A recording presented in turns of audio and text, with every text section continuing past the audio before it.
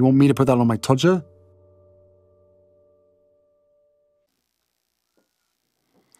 Harry's wife. Was she a yacht girl? Part 1. One of the persistent rumours that has dogged Harry's wife for a long time is the suggestion that she was a yacht girl. This also segues into questions about her having a prior relationship with Prince Andrew, see parts passing where I've explored that, and also having connections to the deceased paedophile Jeffrey Epstein.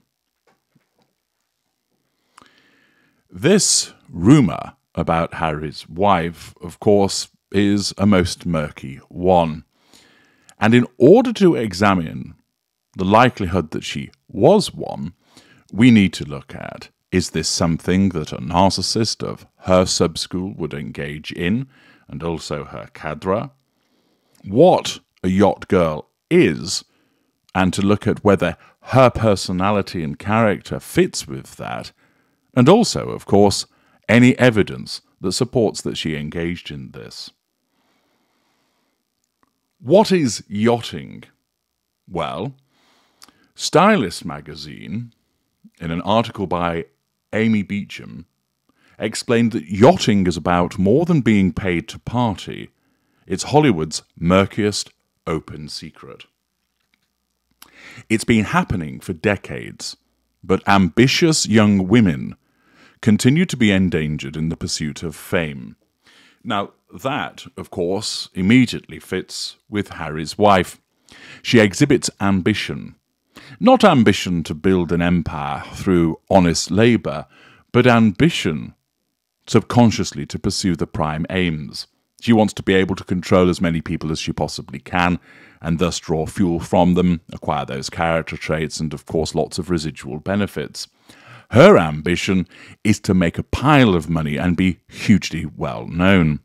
Now, ordinarily, you might say, it's not for me, but essentially there's nothing wrong with doing that. And indeed, dependent on where you sit on the moral divide, you will have a view about it. However, pursuing this ambition of getting fame and money means that an individual such as Harry's wife would indeed be susceptible to the easy route that could be afforded through the world of yachting. Yachting is one of the entertainment industry's biggest open secrets, with A-list stars, including models, actors, and royalty, being rumoured to have been involved in yachting during their careers. If you're unfamiliar with the term, yachting is used to describe the practice of being paid to spend time and be pictured with wealthy clients, often aboard mega yachts. It is considered a popular formula for it girls and rising stars to raise their profile. Thus, for Harry's wife, engaging in this would make her more prominent, enable her to expand her connections, which might, for instance, allow her greater opportunities in the field that she once worked of acting. It might have perhaps exposed her to connections that could be utilised for enhancing the TIG. And, of course, it allows the simple transaction of making money. Yachting, however, has a murky underbelly of sexual exploitation, coercion, and trafficking. According to the podcast I Know I Sound Crazy, hosted by Aisling Galloway, aspiring actors and models, as well as those already in the industry who want to raise their profiles, often enter into yachting with the goal of making connections. While yachting, they gain access to exclusive surroundings and social notoriety through the wealthy or famous men they accompany. Leeching off another individual in this way, of course, is something that is second nature to a narcissist, and we all know that Harry's wife is one. Accordingly, being able to acquire those character traits from the people that the narcissist is with, to gain access to exclusive surroundings, which gives a sense of superiority and accords with the narcissist's view of themselves, and access to networks is another residual benefit. Galloway explains that women are often recruited by their co-stars or other yacht girls, and take the work, believing it to be a modelling or acting job. But in reality, what appears to be getting paid to party and be pictured with wealthy businessmen actually blurs the line between perfectly legal and mutually beneficial relationships and speculated sexual solicitation. The term yachting gained media traction back in 2013 when The Hollywood Reporter published an investigation into the culture at the Cannes Film Festival, claiming models and even some Hollywood actors swarmed the hotels and yacht parties during the festival. Women installed on yachts in Cannes during the film festival are called yacht girls, and the line between professional prostitutes and B or C-list Hollywood actresses and models who accept payment for sex with rich older women is sometimes very blurred, a veteran of the film industry told journalist Dana Kennedy at the time. Accordingly, swarming these yacht parties are professional prostitutes, but also actresses. What was Harry's wife? An actress. She wasn't a prominent one.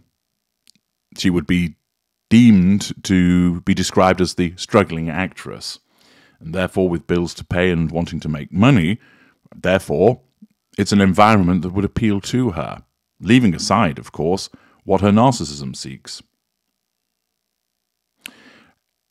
Eli Nahas, who ran a Beirut-based modelling agency before being arrested on charges of running a prostitution ring in 2007, stated, "You definitely recognise more than a few names from Hollywood. These are actresses who made bad career choices and fell off the radar.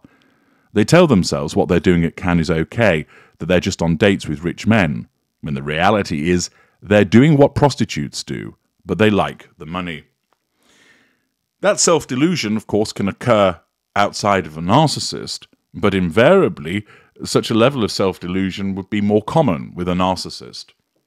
Nahas was later convicted of supplying more than 50 women of various nationalities to rich Middle Eastern clients during the festival, and we'll be hearing more about Harry's wife's involvement with rich Middle Eastern clients in due course. It's been around for a long, long time, and is a common factor in many different industries, but particularly in entertainment, a popular culture expert who wished to remain anonymous explained. They agree that yachting is often displayed most prominently at events like Cannes. You might see people on the red carpet and have no idea who they are, but there's a reason why they're being elevated. They're being seen, but so is the person who invited them there. The expert claims that the strategic elevation of people, particularly women, is something they've seen firsthand in the industry. You often see someone with 1 million followers, always travelling and being pictured on a private jet, and you think, well, how are they doing that? Where are they going and who with? The practice was broached by model Emily Ratajkowski in her 2021 memoir, My Body, where she detailed being paid $25,000 at the start of her career to go to the Super Bowl with disgraced Malaysian financier Joe Low, who just liked to have famous men and women around. In an interview with the Sunday Times, Ratajkowski said, "I was on the clock and was unaware about what was expected of her during the date. She told the paper that she had been unsure of why she was there, how long she had to stay, and who her agent had to check with at the end of the night to find out whether she could leave." She explained that she would be invited to restaurants by club promoters whose job, it seems, was to bring attractive women together for high-profile events. "I'd only spent a handful of nights in clubs, but I knew that I didn't particularly enjoy them. I didn't like the music they played, or how drinks spilled on my bare legs, or how someone always seemed to be groping me," she writes. In one instance, she recounts being taken on an all-expense-paid luxury trip to Coachella Festival, alongside 14 other young models. Highlighting the grey territory and power imbalances that come with yachting, the culture expert explains that it's all smoke and mirrors, and the practice will always stay very mysterious. However, greater awareness is being raised surrounding the dangers associated with yachting. Conversations are finally starting to be had about the fact that sexual abuse and exploitation are endemic in society, and the information published around the sexual exploitation of young women and girls in Cannes is probably only the tip of the iceberg of what is taking place. Every story I've heard about yachting is negative. Every girl has some kind of trauma afterwards. That provides you with a backdrop of the environment, but there's more in terms of people who have been involved in this. There is a suggestion of various Hollywood individuals who have been involved in this. And, as mentioned, Emily Ratajkowski explained she was involved, but also there's been suggestions that Canadian actress Vanessa Lengies was involved, and that this included Naya Rivera and Heather Morris that introduced her to yachting.